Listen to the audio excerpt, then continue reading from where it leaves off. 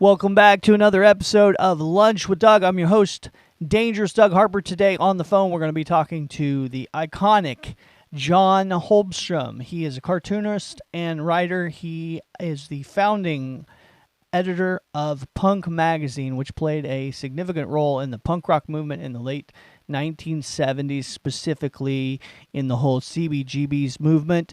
Holmstrom's work has also been featured in various publications, including The Village Voice, Heavy Metal, and High Times, where he served as managing editor, executive editor, and later publisher and president.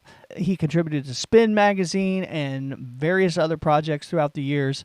He published a comic book called Bosco. He created that character. And his artwork was featured in the movie CBGB's as he hand-lettered the words and thought bubbles occasionally in that movie, if you've seen that, starring Alan Rickman, about Hilly Crystal and the whole CBGB movement, as well as John was portrayed in the movie as well.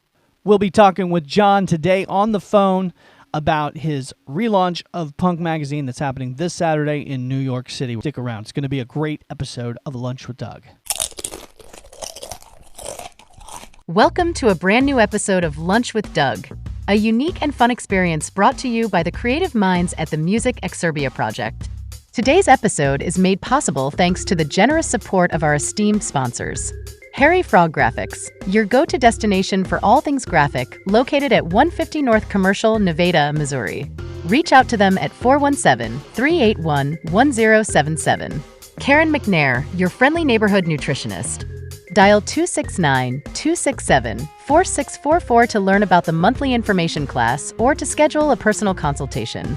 Boutique Marketplace, featuring more than 17 vendors, including the second edition shop inside. Located at 500 East Cherry, Nevada, Missouri, at the historic Village Mall property where the new Elite Fitness Gym is currently located. John's Barbershop, located at 121 West Cherry, Nevada, Missouri. Open Tuesday through Friday, they welcome walk-ins, no appointment needed. American Legion Post Number 2, located at 402 East Cherry, Nevada, Missouri. Newly remodeled with a clean, fresh look, gaming machines, and new smoke eaters. Nevada Tobacco and Community Store, your local store next door at 125 West Cherry, Nevada, Missouri. Open 7 days a week, featuring a variety of snacks, Missouri lottery tickets, bottled drinks, and everyday products for everyone. Express Printing, offering print-based products, including banners, decals, signs, and vinyl decals upon request. Printed and cling-based removable decals for various applications. Conveniently located at 14144 East Highway 54, right next to Mr. D's. Contact them at 417-283-2056. Thank you for choosing to spend your lunchtime with us. Welcome to Lunch with Doug, folks, and as promised, if you've read the title or you know what's happening today, we've got John Holmstrom on the phone with us. I'm very excited about this interview. An honor to have you. John, how are you today? I'm doing great. Thanks. Yeah, and I guess the real reason that you've agreed to be on my show and the reason I kind of reached out to you in the first place to talk to you is because you are relaunching your iconic magazine, Punk, and it's happening this weekend in New York City. Can you tell me about what's happening and the build-up to get to that? Yeah, sure. Well, I've known this guy, Chris Flash, who publishes a newspaper called The Shadow. It's a very underground kind of magazine. There's still like an underground community in New York City, and it's kind of interesting to communicate with these people and work with them again. He's been after me to do a show in the park forever, but I could never find bands that I liked. Like I wasn't really part of the music scene. Didn't hang out at punk clubs, wasn't tuned in. But then I saw this band at a small house party called Dominoes, and I was like, wow, here's a band who I really like. It's just two guys, but they play with a lot of energy. It's got that, they're kind of Ramones core. And then I also saw this band Licks around the same time. And figured, hey, there's two. And I asked a couple friends who they would recommend for a show. So we got 6 bands: Dominoes, Licks, Liberetta, Madonna, Suede, and the Motel 6, the Stivs, Bad Vacation, and Toxic Tito. And I think the 6 bands represent kind of different kinds of punk rock. Bad Vacation's more like a hardcore band, as are, I think, Toxic Tito.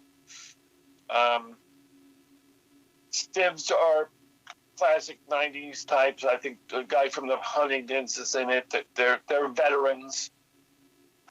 Licks are kind of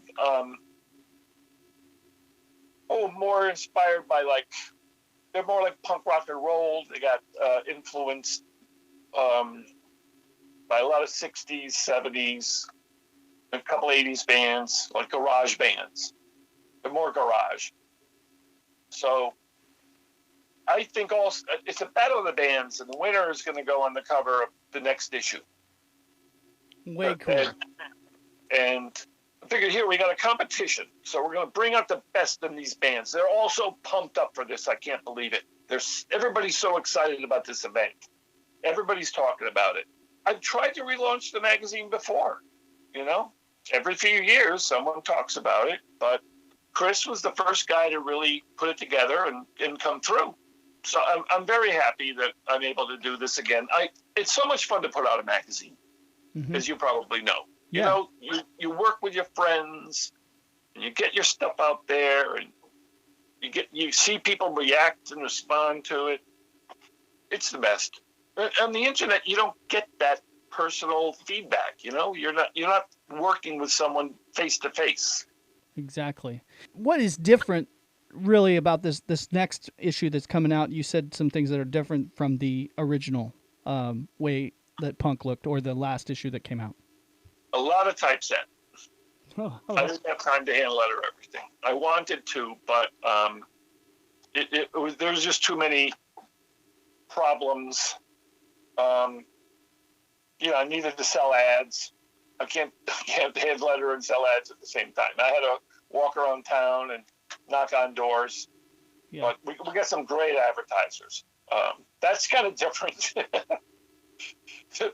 We always had trouble getting advertisers in the old days. Yeah. But, I've got some old friends like Trash and Vaudeville, Manic Panic, Metropolis, who I do a lot of work for. I did their logo and their designs. We're talking about doing something new together. One of the bands took out a page, a few record stores. So to me, advertisements are part of the content. They kind of define what you are, Yeah. I think this is fact. Every band that ever was mentioned in Punk magazine basically got successful. Is that somewhat true? I think that the main bands that we covered the most, like my favorite bands from back in the day were Ramones, of course, Blondie, who were in almost every issue of Punk, because Chris is a great photographer and took amazing photographs. I think that really helped that band become successful because of his images. And I like the Talking Heads. We didn't cover them a lot, but, they were in a photo comic, and we did a story on them in the second issue. And those 3 bands were kind of, the other people at the CBGB scene didn't think any of them would be successful. I remember some guy saying, the Ramones, they're going to put out a record, and every song's going to sound the same, so who's going to want to buy that? And yeah, they didn't sell a lot of records, but they created the modern model for how to be a success outside of the record industry. T-shirts. They made more money with T-shirts than anybody. They toured, and that's kind of like how punk rock bands get established. You got to play small clubs and sleep in a car, but you get your stuff out there, and sometimes you become successful, sometimes you don't. The industry's changed a lot, so it's hard to keep up. I mean, these bands are getting so screwed with streaming, Yeah. Someone's making a lot of money off it, and it's not the musicians. When you got even Snoop Dogg complaining about the situation, you know. Exactly. We made a comeback around 2006, 2007. I put a band called the Bullies on the cover, but they didn't benefit. But that was kind of a bad time because we couldn't find distribution. You got to be a little nuts to do this, you know. If you're a practical person, you don't get involved in punk rock and publishing, and you know. As you launch this magazine again, you're probably seeing bands that are out there that are doing fantastic things, that are in that same kind of place that maybe they were in the 70s when you started the magazine before. I'm not saying it's exactly the same, but there may be, it's different, but there's kind of a similar thing with the major industry that's happening where maybe this is a good time for this independent kind of music to kind of rise again. I saw a YouTube video where I forget who it was, but they were saying bands are not selling anymore. If you look at the best-selling records, it's all like solo artists, or you know, it seems like music is now a producer's medium, and that's kind of what it was before the Beatles. Mm-hmm. But the Beatles were the first band to establish like 4 guys playing rock and roll in the early 60s. And they had a great producer, but the band was writing the music. And then you have Bob Dylan, where he's writing his own music, and he's not performing as a solo artist. He's putting bands together. Mm-hmm. And that ball just kept rolling. Then you had the Rolling Stones and the Kinks and the Who and all these great bands, and it just kept rolling. The rock and roll bands just kept getting bigger and bigger until you get to Nirvana, and we haven't really seen a big breakout rock and roll band since.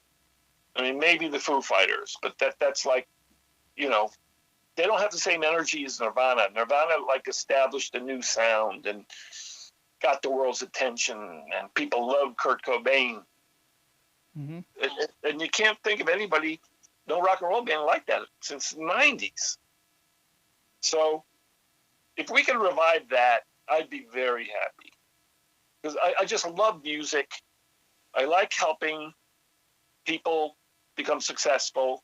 Something I really am proud of is how well the photographers are doing. Roberta Bailey's got a very successful photo career, and she worked very hard to establish herself as a fine art photographer. And Bob Druitt as well, and Godless, and many others. And there you go. It's on paper. You know, they're selling stuff on paper for a lot of money. But people, they took great photos. It's kind of interesting thing about punk rock. It was the last analog movement. You know, there were no CDs, there were no computers. Everything was still like put out a record, play it on the radio, go to clubs, go to record stores. It wasn't just music. Like nowadays, I think a lot of people think, oh yeah, punk rock started with these bands, but it didn't. The Ramones did not call themselves a punk rock band until like 1981, 1982. Mm-hmm. They wanted to be established as a mainstream rock and roll band, like the Rolling Stones, you know? Mm-hmm. But none of the bands wanted to be called punk rock. We were the ones coming up with the name. Mm-hmm. And the success, the media success of the magazine, because the media just loved the whole punk thing. Mm-hmm. Like they didn't have much to write about in 1975. The culture was boring. And we were this excitement, you know, like a new movement, a youth movement. It's on the Bowery. Nobody goes to the Bowery. You know, they're all going to Studio 54. But we were the, what were we called once? The idiot bastard son of the underground. You know? Yeah.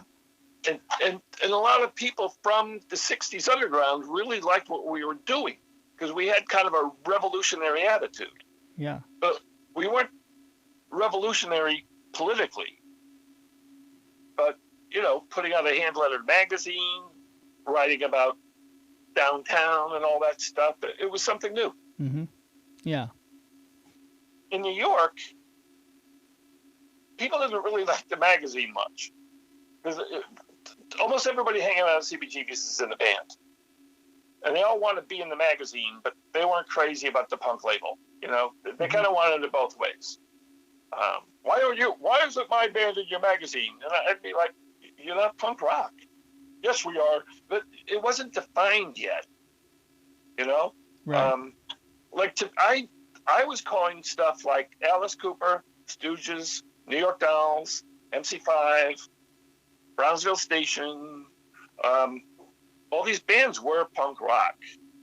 And it was like faster and louder and harder rock. Because heavy metal had become kind of dirge-like. It was kind of slow and heavy. And a lot of people said punk rock was like heavy metal bubblegum. It had this pop song structure of the 60s. Like, when the Ramones bring out their first record, people were shocked that a band put out a record with songs that were only 2 minutes long. Because by then, people were putting out concept albums that, double albums with one song would take up an entire album side, or longer. The whole double side would be like a whole, one long song. It was insane. But only 10 years before, when the Beatles put out the first record, all the songs were around 2 minutes long. Are you going to have subscribers to this new magazine? Are you No. just going to sell it on newsstands there in New York? No. At shows? Well, not newsstands. It's got a cover price of $2. So we're doing 6,000 copies. I'm expecting to give away thousands. The bands each get a box, at least 100 more. I mean, this is like a giveaway. It's the magazine itself is more of a promotion than a product. Like Cream and Trouser Press, I think on the other route, where they're trying to sell on newsstands or sell subscriptions and they're putting out a deluxe product, they must have money behind them. I'm starting this with no money. Half the printing, and Chris Flash of the Shadow picked up the other half. He just wants a successful show at Tompkins Square Park, and I'm giving him that, and he wants to do it every year, and I'm into that. So, it's kind of break even because it's bringing enough advertising to pay for everything, and I'm going to see what happens when the smoke clears. I'm hoping the show goes well. Now, all of a sudden, they're predicting some rain. That would be a bummer. It's hard to give out a magazine in the rain. It gets all wet. Yes. Yes. Yeah, water is the enemy of paper. For sure. Yeah, so, there's a possibility that there might be a tie at the battle. I don't know who's going to win. I think all 6 bands have a shot. How is it judged? Is it like crowd vote, judges? Crowd reaction will be the biggest determination. If there's one band that just kills, they're going to win. But, like one of our rules I just sent to the bands last night or early this morning is, if you're going to go over your time slot, you're disqualified. Because we got to end the show at exactly 6. We got to stay on schedule.